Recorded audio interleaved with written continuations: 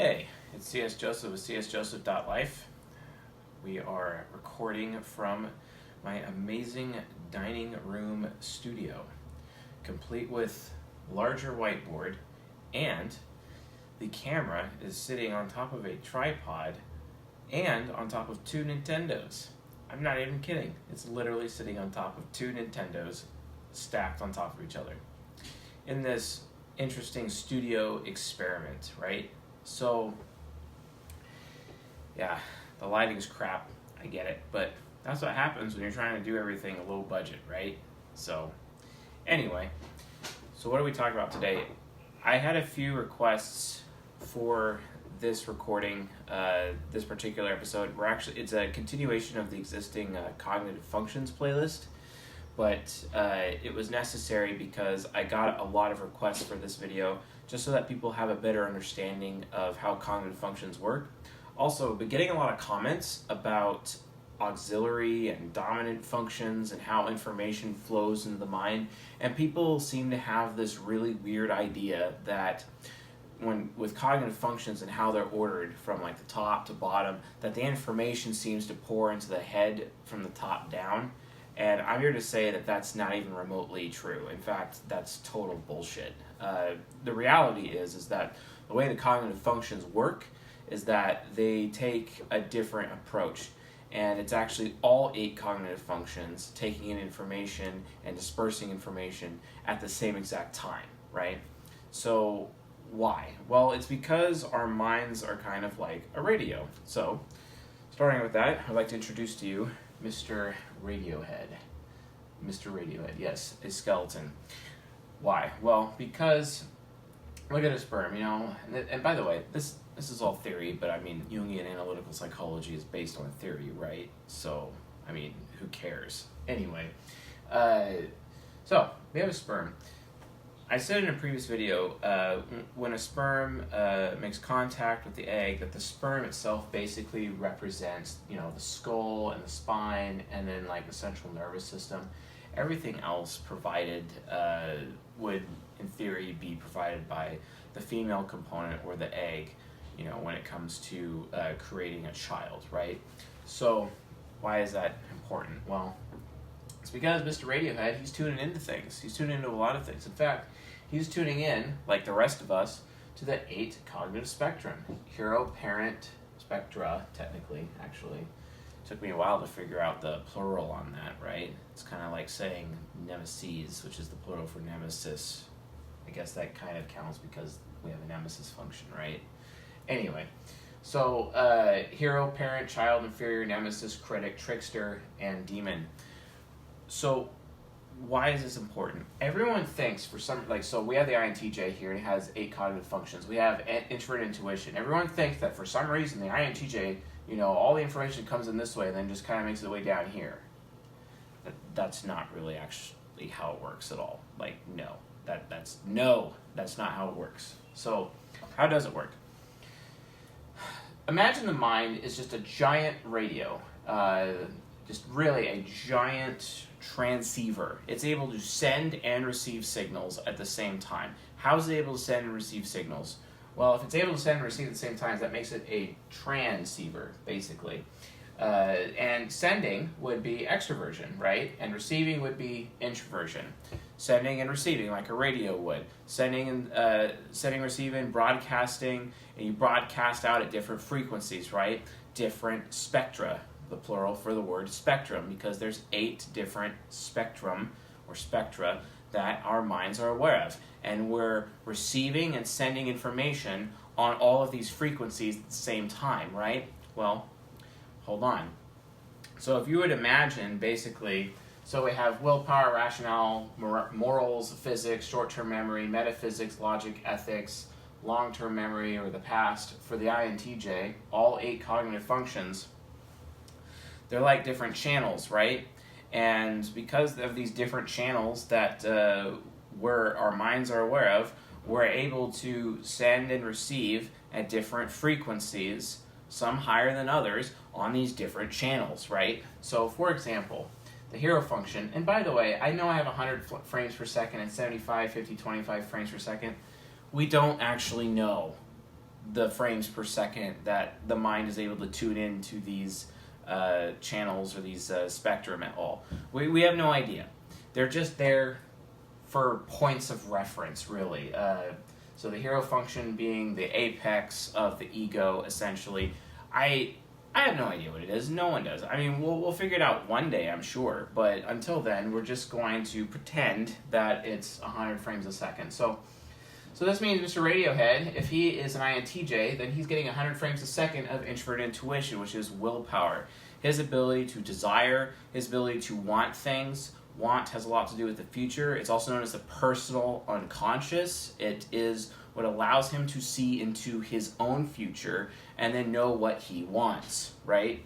As opposed to extrovert intuition, which is the, because he's receiving this, right? But he's also sending this. So he's sending extroverted intuition, which is metaphysics, right? So if you're sending metaphysics, it's all about what you want. So Mr. Radiohead is at the nemesis channel level or the nemesis spectrum level, that extrovert intuition, what other people want, what other people will do, whatever what their fate is or what's about to happen to them, essentially, to the external metaphysics, whereas this is like the internal metaphysics, right?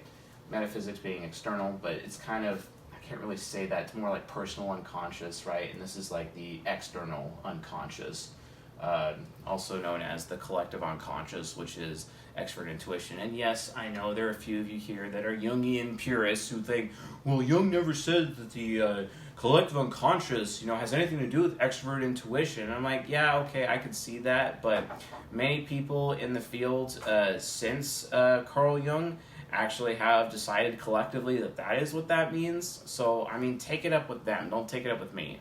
Definitionally speaking, I kind of don't care. Why? Well, because all I need to know is that extrovert intuition is some form of prescience, right? Prescience, so you have a shotgun, you shoot it out, right? And little BBs go everywhere from the shot, right? And it's all the possible futures from a fixed point of reference. I mean, shoot, I'll just draw it. We have, shotgun blast right here, and it's going out in every direction, but it's, and here's the little BBs, and it's short range, but those are all different possible futures. Whereas here's another blast right here, and here's introvert intuition. It goes out way further, but it's one. It's just one in one direction. Okay, yeah, and that's like a sniper rifle, okay? Because they're able to see what they personally want. Whereas this is everyone. What everyone wants, what everyone's going to do before they do it. This is what I'm going to do before I do it. So introvert intuition, right? Extrovert intuition. Shorter range, but multiple targets. Longer range, but one target. Precise, like a laser. Why else do you think NJ types, for example, high introvert intuition users are so focused on one thing at a time? I mean, you can even see it when they're working and stuff, they have their head and they're just focusing on this one thing. And it's dude, do you have any peripheral vision? It's interesting because extrovert intuition users have lots of peripheral vision and we're just looking everywhere. Whereas, the NI users, they're just so focused on this one thing and they're not even really necessarily aware of what's around them per se. And then they end up losing stuff in some cases. But I mean, okay, yes, you could say that an INFP with high extrovert intuition could still lose things. But yeah, that's because of extrovert sensing. I mean, extrovert sensing is pretty high here, but on this ENTP, extrovert sensing is pretty low. But once that object that was missing enters in the introverted sensing spectrum, okay, then the ENTP knows where it is, right? Because time has to pass. Time has a lot to do with this. So you can see that, these different spectrum are affected by time. They're multiplied by time or divided by time in some cases. And that gets into some crazy metaphysical mumbo jumbo when we start to talk about how length of time going by actually impacts this. But again, frames per second, these functions, the hero function is going to be always further ahead over time. If you had 10 seconds of 100 frames, coming in versus 10 seconds of 75 frames, you're going to have 750 frames versus 1,000 frames. That's a huge gap, right? And again, as time goes on, these change. Fair enough. So, it's all about the radio. You have to understand that every brain out there, and I got 3 of them here, ENTP, ISTP, INTJ, all of them are receiving information from every single one of these cognitive functions. There is no, oh, I'm an INTJ, so I only have these 4. No, everybody has all 8 of the cognitive functions. It's just how much awareness do you have? Are you 5 frames a second of awareness? Are you 20 frames a second of awareness? That's how it is. And the amount of awareness, or our ability to tune in to these channels or spectra or whatever we're going to call it, right? Whatever they're able to tune into, with sending and receiving, whatever their broadcast capability is. So, this is extroverted thinking, so that's extroverted. So they're broadcasting, but they're receiving from here. They're receiving morals, and they're receiving willpower, but they're broadcasting rationale and able to read that information on the outside and bring in that information on the inside, and then they have to verify it with their introverted thinking logic, for example. You know what I mean? All of this is happening at the same time. No one is not using their cognitive functions. They're just all there. Some of them are more developed than others. Some of them are underdeveloped. Who knows? But, again, how do you develop cognitive functions? Well, guess what? Yes, we have hero, parent, child, inferior, nemesis, trickster, and demon. So let's actually define these spectrum first before we talk about how time affects them. So what is hero? Hero is the apex of the ego. That's where a person's biggest strength is. That's where their mind is most comfortable in. That's where the mind ends up spending the least amount of energy because it has the ability to do so. And that's important because if you're going to shift into the bottom half of your mind, which is your unconscious or your shadow, for example, where the nemesis, critic, trickster, demon are, if you're going to shift in that area of your head, well, guess what?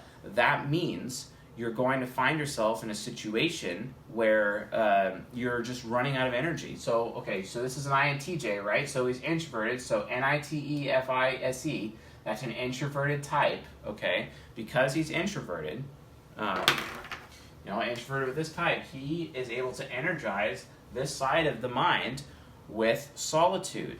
But then let's say he wants to extrovert, right? And then he just turns into this ENTP with the extroversion, so he's boom, I'm extroverted now, yeah, and he's going out and around and extroverting, but then it drains his energy, right? It drains his mental energy, so he needs solitude to build up the energy again, so he goes back and goes and finds solitude, and he's able to mentally recharge, right? It's the opposite with extroverts. Here's another example. We have an ENTP up here, my type.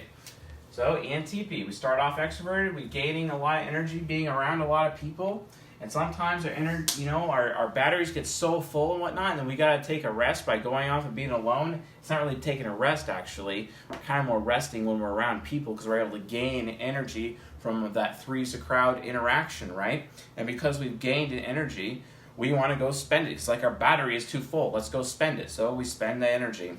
And then, because of that, we end up in our shadow, which is our INTJ shadow right here. And then we're going out spending energy again because we're by ourselves, We're by ourselves. We're doing research. We're really focused. I did this for a couple of days. And if you folks notice, I haven't exactly been filming very much the last couple of days. Why? Because I've been in my INTJ shadow the whole time, focusing, introvert intuition focusing on, passing an exam. I had an exam I had to pass for work, for my day job, and it's required for me to do it. So I was doing that, and I took a lot of focus, and I had to study my butt off, but I figured it out, right? And I did pass my exam, and I got certified, right?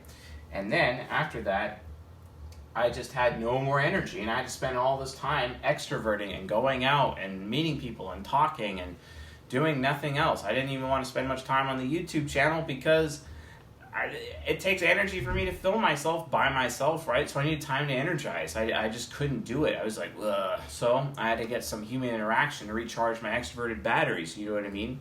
So, again, the mind is more comfortable in the ego. When it goes outside of the ego, say the subconscious or the unconscious side, I don't have the subconscious written here, so we'll just pretend it's here, right?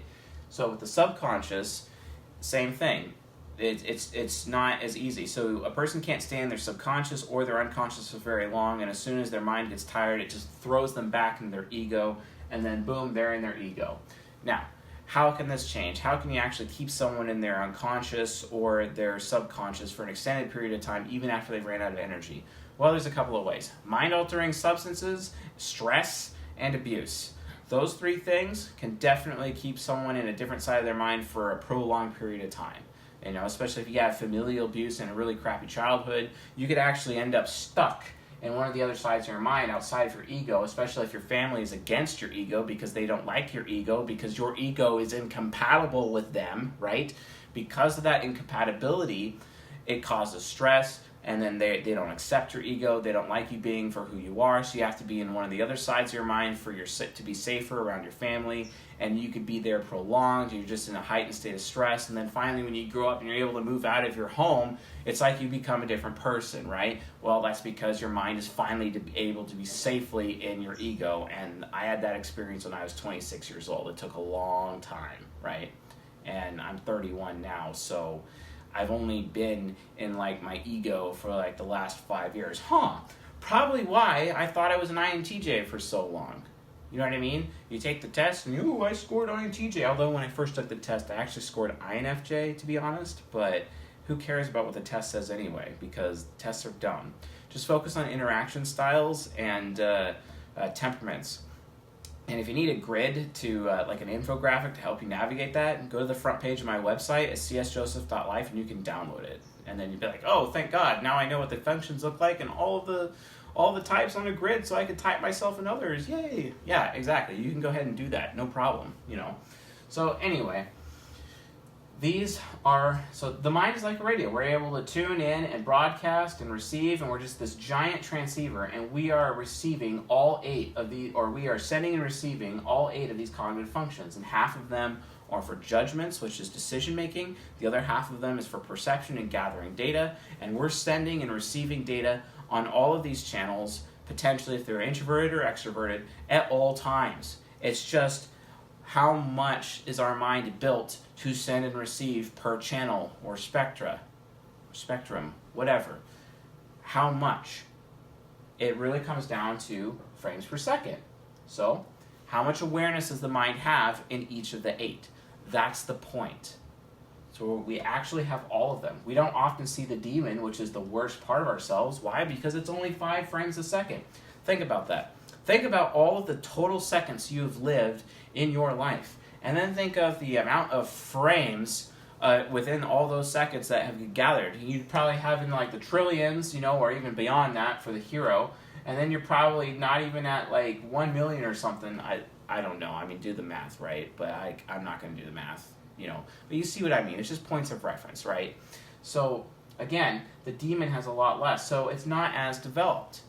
But as time goes on, as a human being gets older, all of these functions start to develop. Why? Because they've had more frames, they've gathered enough frames, and more operating time, right? So that you're able to actually use these functions the older you get. This is why also, for example, one of the reasons why people talk about the Tower of Babel and how humanity's language was confused and everyone's scattered across the earth or whatever, or choose any crazy disaster of the past. Atlantis, for example, Atlantis disappearing, it's because, or the story of Icarus flying too close to the sun. It's because humanity would get to a point where they become so advanced that they would focus on ascension. Ascension being, gaining immortality, which from the Icarus story is like flying too close to the sun, right? And the reason why is because the more older the collective unconscious of man gets, the more time it has, because the amount of frames it has, the more developed it becomes, the more prone to danger it is, right? So, for example, if a human being is immortal, and they still have the demon function, and we haven't figured out how to deal with this. Imagine a man living 1,000 years. How many frames a second? That demon function is going to be even more developed than it would be previously, which means that man has the potential to become even more dangerous than ever before, right? So it's no wonder that mankind has a fixed lifespan, because if mankind was immortal with the demon function still present, all mankind would do eventually is spend time on how to screw each other over, and the planet would just become a giant slave pit hellhole instead of, something where, new life could grow. A lot of people don't understand that. Charlie Chaplin did say, so long as men die, the people will always be free. Think about that, for example. And this is why, I agree with Charlie Chaplin, and I agree also from a psychological standpoint, because mankind cannot deal with the fact that it has a demon function over time, and that demon function can just get worse and worse and worse and worse because it has more operating time to gather many more frames. But the corruption is slowed because, guess what? It is the lowest awareness. Because it's lowest awareness, it has the least... it takes so much longer for the human condition to corrupt the human soul, basically. And guess what? This entirety is the human soul. All of it. Also known as human nature, right?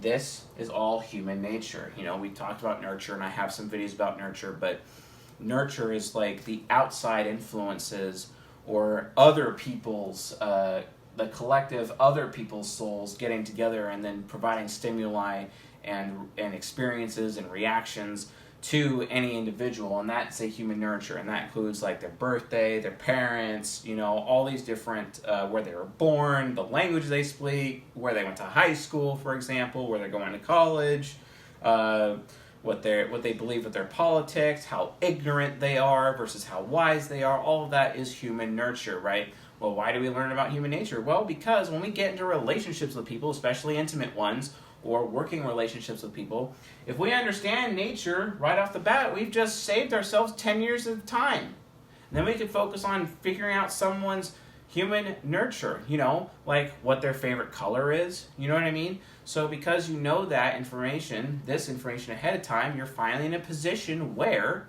you don't have to be paying attention to this anymore, and you instantly know how compatible you are with these people, and you know how to either adjust yourself, adjust your attitude, or adjust your behavior when you're around certain people and emulate certain functions for their benefit, or who to have long-term friendships or long-term intimate relationships with because you know how compatible you are.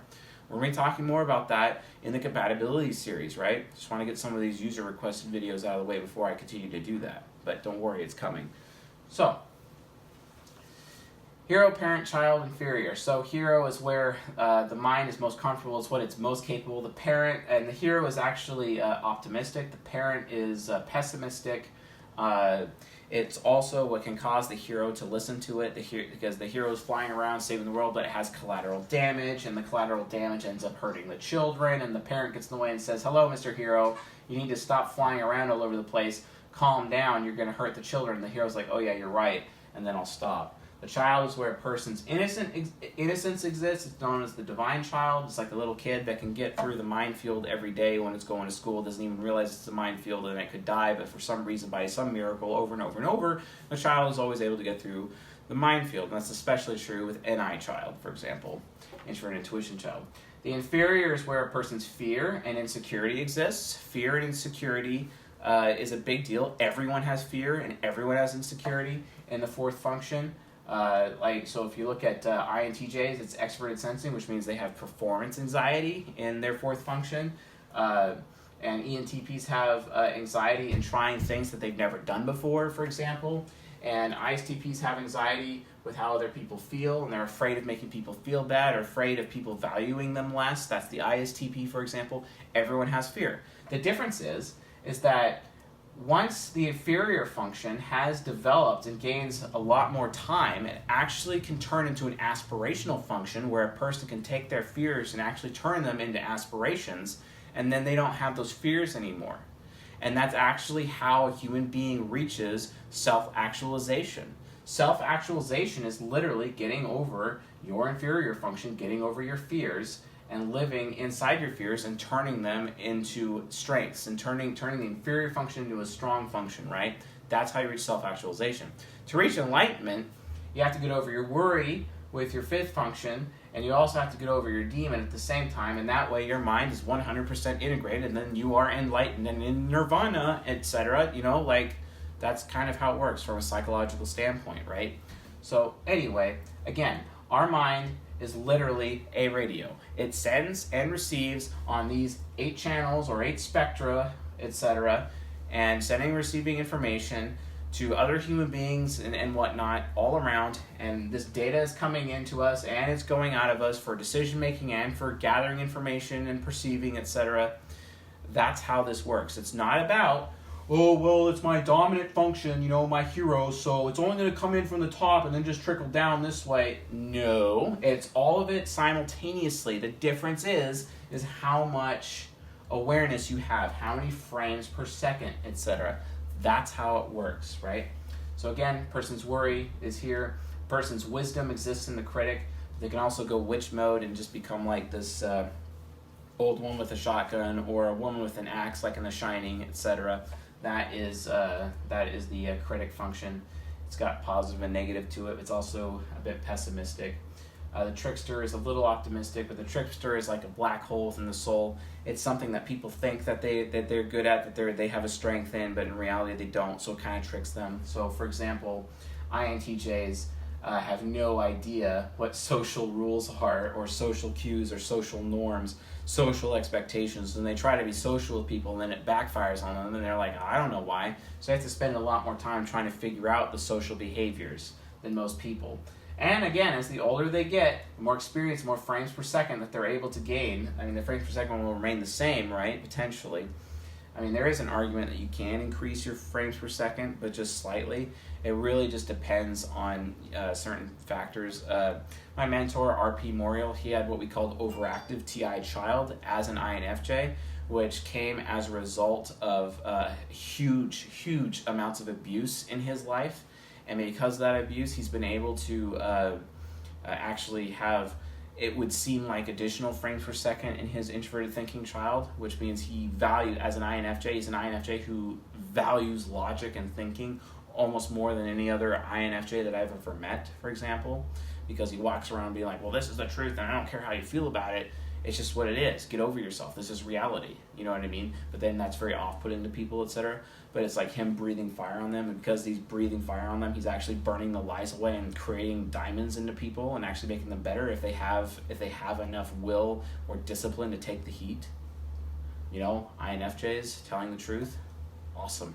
So anyway, and then we talked about the demon extensively already. So these are the 8 spectra that are available. We're tuning in at certain frames per second. We don't know what it is exactly. And this is happening at all times. And we're using all of the functions at all times. It has nothing to do with using one at a time. And you know what? Even more, the functions, they can gang up on each other. They can team up.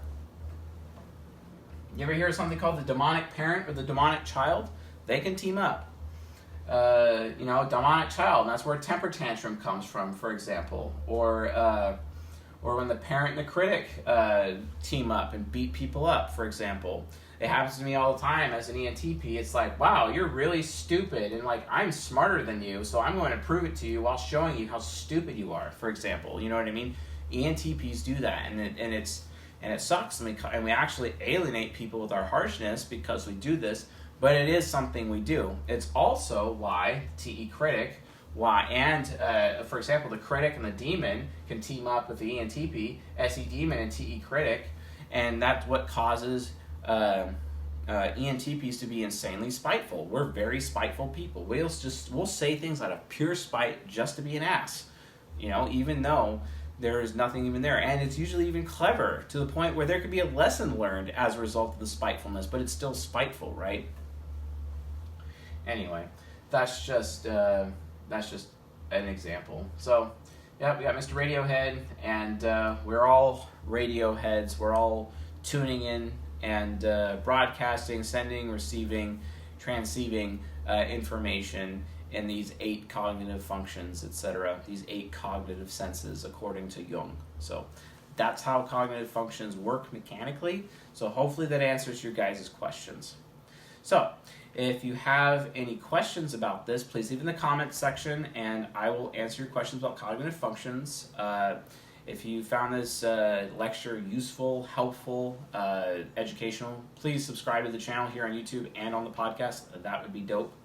And also, I'm going to be trying out the new end screen thing because I didn't know that was a thing. So hopefully at the end of this, you can see that you could click on the Cognitive Functions playlist, or at least another video from the Cognitive Functions playlist that you could watch that would help you understand a little bit more of this in case you need more background. So I don't know if that's going to work, but we're going to try it because I haven't done this before. You know, oh yeah, SI inferior insecurity. Anxiety because I've never done it before. See, that's an example of the inferior function. There you go. Cool. All right, well, I got many more of these to go, so I'll see you guys tonight.